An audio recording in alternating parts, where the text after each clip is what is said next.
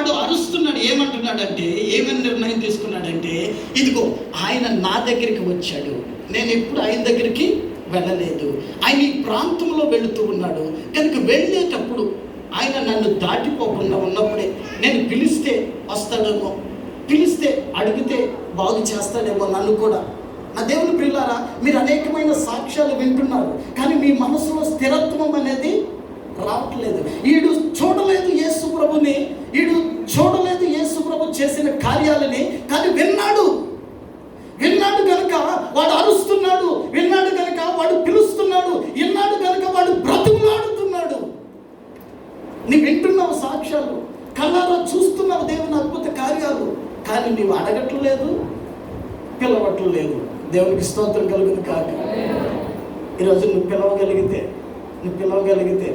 మరి కొంతమంది వస్తారండి, వస్తారు, ఉపవాస ప్రార్థనలకు వస్తారు, సంఘ కూడికలకు వస్తారు, అన్నిటికి వస్తారు, ప్రార్థనలు చేసుకుంటారు, ఆ అవసరం ఉంది ఈ అవసరం ఉంది అని అడుగుతారు. అడిగి తర్వాత ఎప్పుడు తప్పిపోతారో తెలుసా? సరిగ్గా ఎప్పుడు తప్పిపోతారో చెప్తే ఏనంటే, ఈ గుడ్డోడు పిలుస్తూ ఉన్నాడా, అయ్యా దావీదు కుమారుడా నన్ను కరుణించిన ఆయన అని పిలుస్తుంటే ఆ పక్క వ్యక్తి అంటాడు, అరే గుడ్డోడా ఏం పని నీకు అరుస్తున్నా వినరా అన్నాడు. అయినా సరే వీడు భయపడకుండా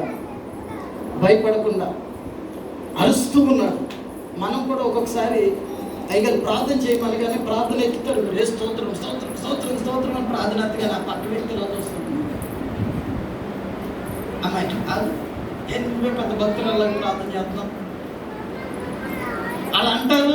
ఏ గుడ్డడా ఎందుకు అరుస్తున్నావురా, ఆయన దారిని ఆయన పోతున్నాడు. వీడు ఎవ్వరు మాట పట్టించుకుంటున్నా. నా దేవుని ప్రియులారా, బంధువులు కానీ స్నేహితులు కానీ మీ కులమోడు కానీ ఆ కులమోడు కానీ ఏ కులాన్ని పట్టించుకోవద్దు. మీరు ఎవరి మాట పట్టించుకోవాల్సిన అవసరమో లేదు. మీకు కావాల్సింది దైవ సేవకుడి మాట. ఆయన పిలవకంటే ప్రభువుని పిలవడం మీరు నేర్చుకోవాలి. ప్రభు తప్పక సహాయం చేస్తాడు. దేవునికి స్తోత్రం కలుగును గాక. వాళ్ళు ఏమనుకుంటారో ఏమనుకుంటారో అని ఆలోచించారా, మీ బ్రతుకులు కూర్చున్న చోటే ఉండిపోతాయి. పొరపాటును కూడా ప్రార్థన చేసేటప్పుడు సిగ్గుపడద్దు, వాక్యం చదివేటప్పుడు సిగ్గుపడద్దు, పాట పాడేటప్పుడు సిగ్గుపడద్దు. ప్రభువుకి వినపడాలని మాట. దేవునికి స్తోత్రం కలుగును గాక. హల్లెలూయా. పిలుస్తున్నాడు. ఆఖరికి యేసు ప్రభు అంత దూరం వెళ్ళిపోయిన తర్వాత నిలబడి వాడిని నా దగ్గరికి తీసుకురండి అన్నాడు. అప్పుడు దాకా ఎవరెవరైతే వాడిని కించపరిచారో, ఎవరెవరైతే కృంగదీసేశారో వాళ్ళు వెనక్కి తిరిగి వచ్చి, అరే గుడ్డడా ప్రభు నీకు పిలుస్తున్నాడు రా అనగానే వాడు ఏం చేశాడో తెలుసా? వాడు కప్పుకున్న బట్ట ఉందే తీసి అవతల పాడేసాడు. వాడు అడుక్కిన గిన్నె తీసి అవతల పాడేసాడు. వాడి చేతిలో కర్ర ఉందే అది కూడా పడేసాడు. దేవునికి స్తోత్రం కలుగును గాక. పడేసి యేసు ప్రభు దగ్గరికి వెళ్ళిపోతున్నాడు. ఎందుకు ఇంత వివరంగా ఎందుకు చెప్తున్నానంటే, ప్రభు నిన్ను పిలిచాడు, నిన్ను ఎన్నుకుంటున్నాడు, ఆయన దగ్గరికి రమ్మంటున్నాడు, నీకు సహాయం చేయాలని ఆశపడుతున్నాడు.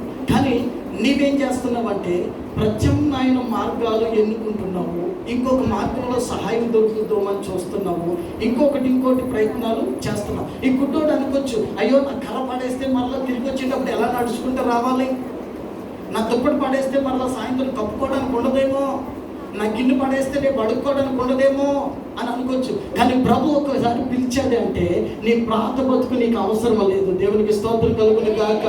నీవు ఏర్పాటు చేసుకున్న అవసరాలు నీకు అవి అక్కర్లేదు. ప్రభు ఒక మార్గాన్ని నీకు చూపిస్తాడు. దేవునికి స్తోత్రం కలుగును గాక. నేను చెప్పాను కదా ఇందాక, మీరు అడుగుతారు కానీ ఆయన పిలిచే టయానికి మీరు సంఘంలో ఉండరు. అడుగుతారు ఒక 10 వారాలు ప్రార్థన చేసిన తర్వాత, అబ్బాయి ఇక్కడికి వెళ్తే మాకు సాయం దొరకట్లేదండి, ఇంకోసారి 7 వారాలు ప్రార్థన పెడతారంట, అక్కడికి వెళ్ళిపోదామా? వీడు పిలిచాడు కానీ ప్రభు ఆగేదాకా పిలిచాడా? ప్రభు పిలిచేదాకా పిలిచాడా? కనుక ప్రభు నిన్ను అడుగుతున్నాడు, ప్రభు నీ దగ్గర ఆగాలనుకుంటున్నాడు. ప్రభు నిన్ను పిలిచేటప్పుడు నువ్వు సిద్ధపడి ఉంటున్నావా?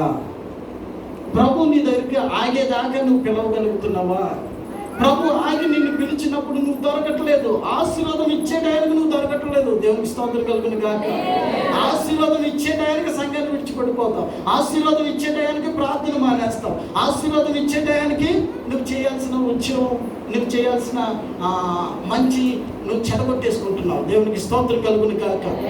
దేవుని ప్రియులారా, ఈ రోజు మీతో మాట్లాడుతున్నాడు. ప్రభు మీకు సహాయం చేయాలని నిలబడబోతున్నాడు. దేవునికి స్తోత్రం కలుగును గాక.